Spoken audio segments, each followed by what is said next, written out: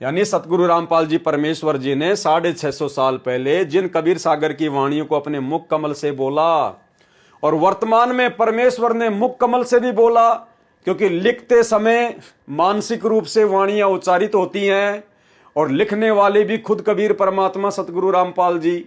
तो वर्तमान में ये कबीर वाणियां जिन पर हम वीडियो बना रहे हैं, जिनको हम पढ़ेंगे, ये सतगुरु रामपाल जी परमेश्वर अर्थात कबीर परमात्मा के मुख कमल से भी उच्चारित है और उनके कर कमल से लिखित है। हमें तो डबल डबल लाभ मिलेगा, डबल डबल फायदा। क्योंकि जो अमृतवाणी परमेश्वर कबीर जी के मुख कमल से बोली गई हैं, उसके पढ़ने सुनने से भी अनेकों पाप नाश होते हैं। ज्ञान प्रकाश पेज नंबर 9 से वाणी। धर्मदास बोध ज्ञान प्रकाश निम्न वाणी पुराने कबीर ग्रंथ के अध्याय ज्ञान प्रकाश से है। बांधवगढ़ नगर कहाए, तामे धर्मदास सार हाए। यानी बांधवगढ़ एक नगर कहाया जिसमें धर्मदास नाम के सा अर्थात सेठ रहा करते थे। धन का नहीं वार अरुपारा, हरि भक्ति में सरदा अपारा। धर्मदास जी के पास में धन की पैसे की कोई कमी नहीं थी, उसके बावजूद भी उनकी भगवान की भक्ति में अपार श्रद्धा थी। रूपदास गुरु वैष्णव बनाया, उन राम कृष्ण भगवान बताया। धर्मदास जी ने एक रूपदास नाम के संत को, जो कि वैष्णव संप्रदाय से था, उनको अपना गुरु धारण किया। और रूपदास जी ने धर्मदास जी को क्या बताया? उन राम कृष्ण भगवान बताया। राम और कृष्ण को ही परमात्मा बताया। तीर्थ व्रत मूर्ति पूजा, एकादशी और सालिग सूजा। रूपदास जी ने क्या बताया? तीर्थों पर यात्रा करो, मूर्ति की पूजा करो, एकादशी का व्रत करो और सालिग की पूजा करो, ताके मते दृढ़ धर्म निनागर। रूपदास जी के कहने से धर्मदास बिल्कुल उस पूजा पे दृढ़ था। भूल रहा वह सुख का सागर, शास्त्र विरुद्ध साधना में असली भक्ति को भूला बैठा था। तीर्थ करन को मन चाहा, गुरु आज्ञा ले चला उमाहा। जब धर्मदास जी का तीर्थों की यात्रा करने का मन किया तो ऐसे मनमुखी होकर नहीं गया।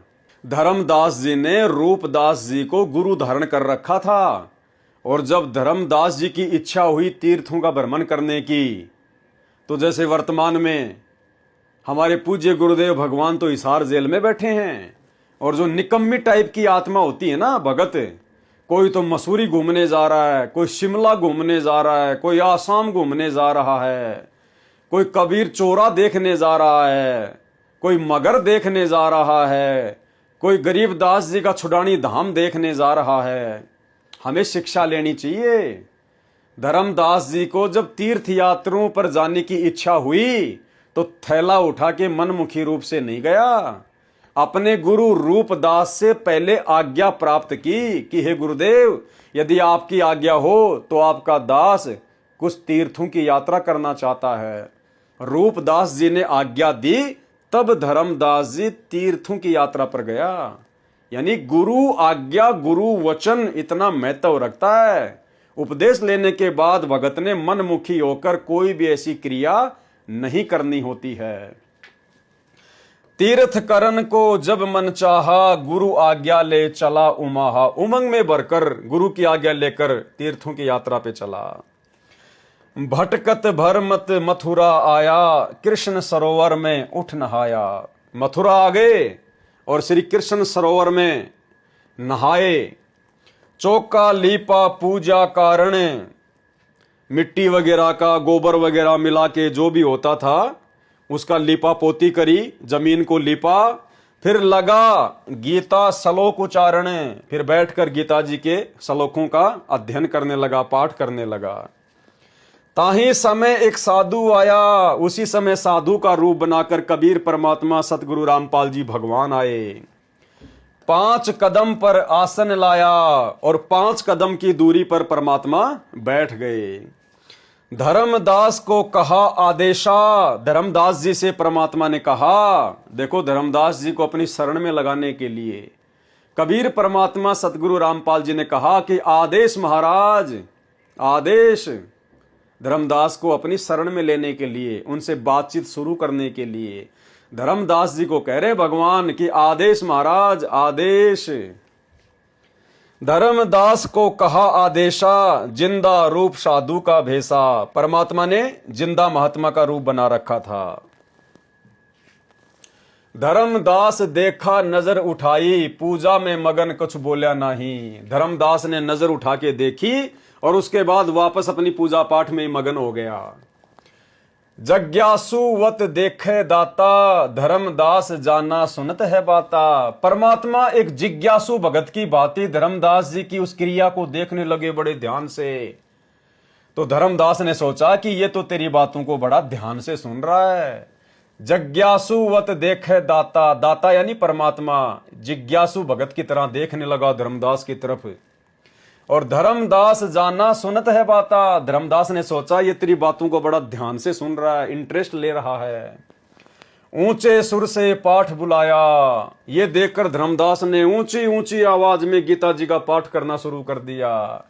जिंदा सुन सुन शीश हिलाया। कबीर परमात्मा सतगुरु रामपाल जी धर्मदास जी के मुख से गीता जी के श्लोक सुनकर गर्दन हिला रहे हैं, जैसे उन्हें बड़ा आनंद आ रहा है।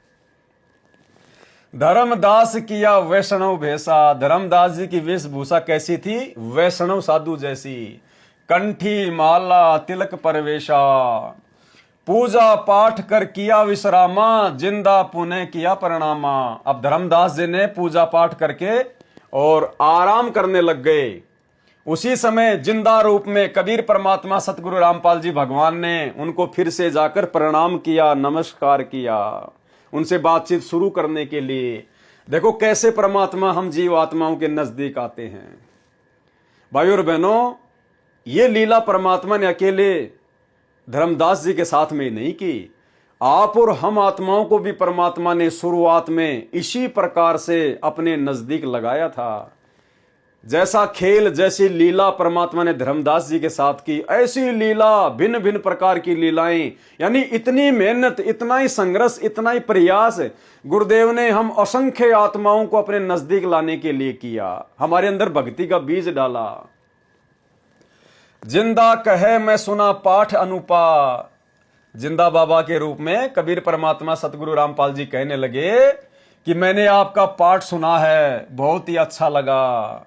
तुम हो सब संतन के भूपा, आप तो मुझे सभी साधु संत महात्माओं के राजा महाराजा की तरह लग रहे हो, मुझे आप संत शिरोमणि लग रहे हो, संत भूपा। मौके ज्ञान सुनाओ गोसाई, भक्ति सरस कहीं नहीं पाई। क्या कहा परमात्मा ने धर्मदास जी से कि हे गोसाई, हे स्वामी, मुझे आप अपना ज्ञान सुनाइए, ज्ञान समझाइए, ऐसा ज्ञान तो मुझे कहीं सुनने को ही नहीं मिला। मौके ज्ञान सुनाओ गोसाई, भक्ति सरस कहीं नहीं पाई। मुस्लिम हिंदू गुरु बहु देखे, आत्म संतोष कहीं नहीं एक के। मैंने बहुत सारे मुस्लिम धर्म गुरुओं को देखा, हिंदू गुरुओं को देखा, लेकिन मेरी आत्मा उनकी भक्ति से, उनकी क्रियाओं से संतुष्ट नहीं हो पाई। आपके पास मुझे थोड़ी बहुत उम्मीद लग रही है। धर्मदास मन उठी उमंगा। अब ऐसी बातें सुन के परमात्मा के मुख कमल से और धर्मदास के मन में उमंग उठने लगी। सुनी बड़ाई तो लाग्या चंगा। जब परमात्मा के मुख से, एक जिंदा महात्मा के मुख से धर्मदास ने जब अपनी इस प्रकार की बड़ाई सुनी, तो परमात्मा कहते हैं सुनी बड़ाई तो लाग्या चंगा। चंगा यानी अच्छा लगना। धर्मदास जी को बड़ा आनंद आया, बड़ा अच्छा लगा। बचन पे डट के कट गे फंद 84 के, कट गे फंद 84 के, कट गे फंद 84 के।